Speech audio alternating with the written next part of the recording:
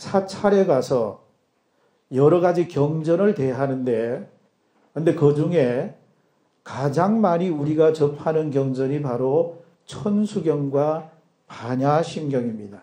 우리 대한불교 조계종의 모든 법회의식의 시작은 천수경, 끝나는 마무리 갈무리는 반야심경을 하고 있습니다.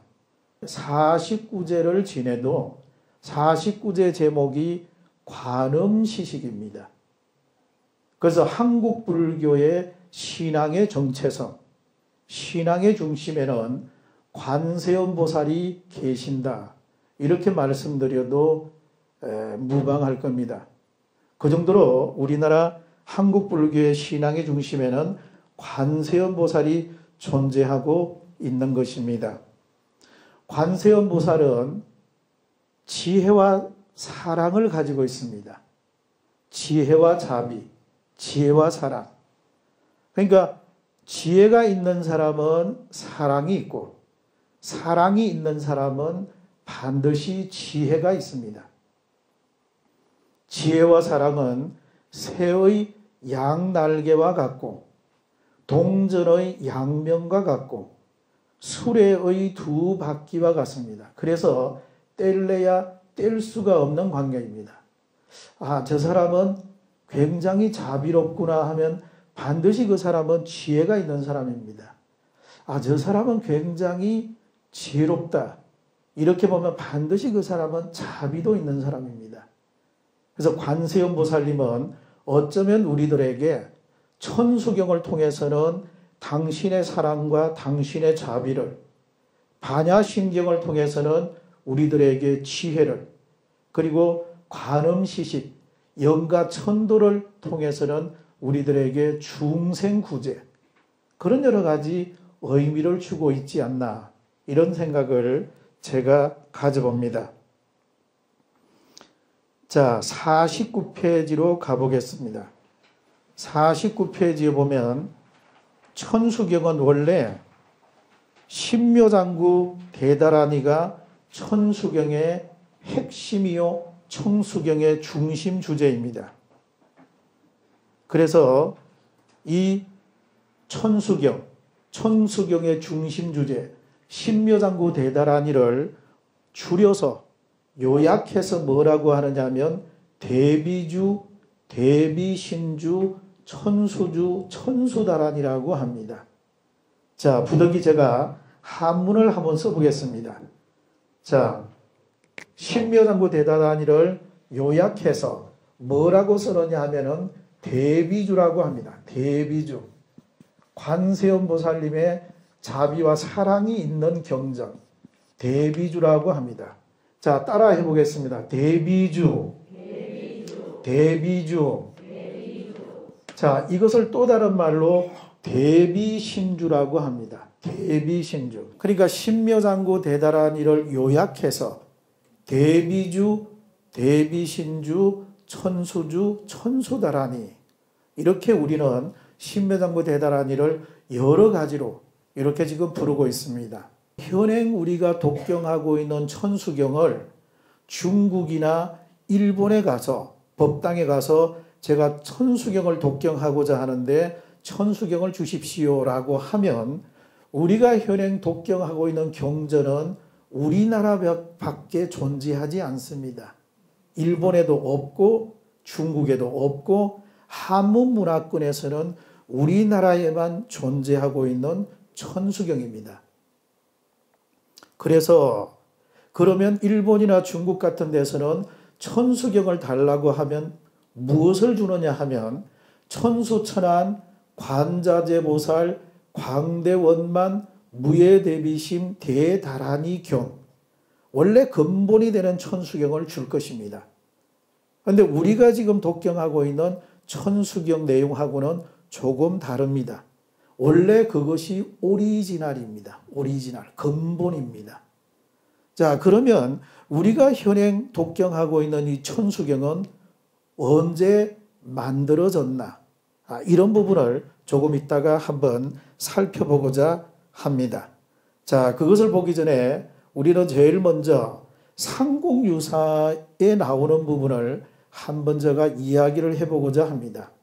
상국유사 자장율사, 자장정율조에 보면은 자장율사의 어머니 아버지가 자식이 없어서 천수관세음 보살님 앞에 나아갑니다.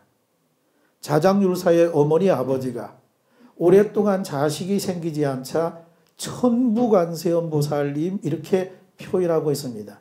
천부관세음 보살이 바로 천수관세음 보살을 말합니다.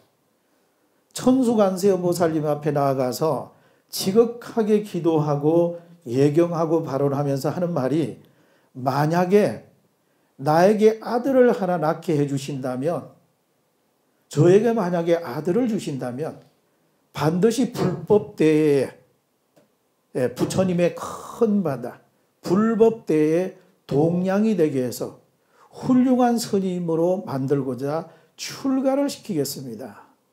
이렇게 자장율사의 부모가 발언합니다. 그리고 나서 그 기도가 영험이 있었는지 어머니가 한 번은 꿈을 꾸는데 꿈에 큰 별 하나가 이렇게 자기 가슴으로 들어오는 꿈을 꾸고 아기를 갖게 됩니다. 그래서 태어난 아기가 바로 자장율사입니다. 자장율사. 자장율사는 부처님 오신 날하고 똑같이 음력으로 4월 8일 날 바로 그날이 자장율사가 탄생한 날입니다. 부처님과 생일이 똑같습니다. 자, 여기서 제가 강조하고자 하는 분이 뭐냐? 자장율사의 부모가 천수관세음 보살님에게 나아가서 예경했다 라고 하는 부분이 상국유사에 잘 나오고 있습니다.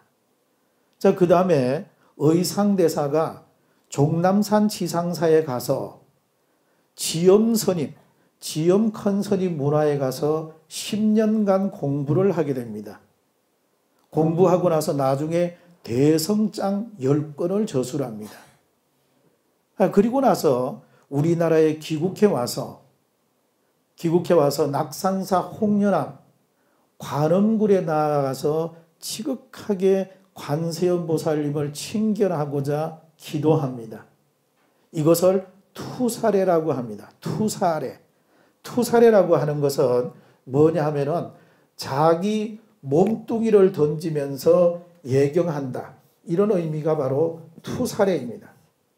투사례. 자기 몸을 던지면서 자기가 존경하는 위대한 스승님에게 예경한다 해서 투사례라고 합니다. 투사례. 신라 의상대사의 서성은 관세음 보살입니다. 관세음 보살님에게, 관세음 보살 스승님에게 내 모든 것을 던져서 지심으로 기명한다. 이런 뜻을 가지고 있습니다. 투사례 기도법입니다. 투사례 기도법. 관세음 보살이 나타나지 않자 그 관음굴 바위굴에서 밑으로, 바다 밑으로 자기 몸을 던져버리지요. 그때 청이동자가 나타나서 그 떨어지는 의상대사를 받아가지고 다시 올리게 됩니다. 이래서 관세음 보살을 칭견하게 된다 하는 내용이 나오고 있습니다. 이걸 투사례 기도법이라고 합니다. 자, 이러면서 관세음 보살님을 칭견하고자 했던 의상대사는 백화도량 발언문을 짓게 됩니다. 백화도량 발언문에 보면은 이렇게 되어 있습니다. 10원 6향과 천수천왕과 대자대비와 대비주를 외우며 이렇게 되어 있습니다. 자, 10원 6향과 천수천왕과 대자대비와 대비주를 외우며. 자, 여기 또 대비주가 있습니다. 대비주. 자, 대비주라고 하는 것은 뭐라고 그랬지요? 신묘장구 대다라니. 신묘장구 대다라니를 줄여서 대비주라고 한다. 그래서 의상대사의 백화도량 발언문에서 10원 6향과 천수천왕과 대자대비와 대비주를 해오며 이러한 백화도량에 있는 경문이 모태가 되고 단초가 되어서 이것의 단초가 되고 모태가 되어 가지고 오늘날 현행 우리가 독경하고 있는 천수경이 여기서부터 시작되었다. 이렇게 지금 보고 있습니다. 그러니까 어쩌면 의상대사가 우리나라 관음신앙의 기원을, 관음신앙의 근본을 있게 한 그런 분이 바로 의상대사다. 이렇게 말씀을 드릴 수가 있습니다. 자, 그 다음에 이와 같은 의상대사로부터 시작되어 있는 현행 우리가 독경하고 있는 천수경은 조선 중기에 들어오면 진언집, 의식집 이런 것들이 활발하게 간행이 됩니다.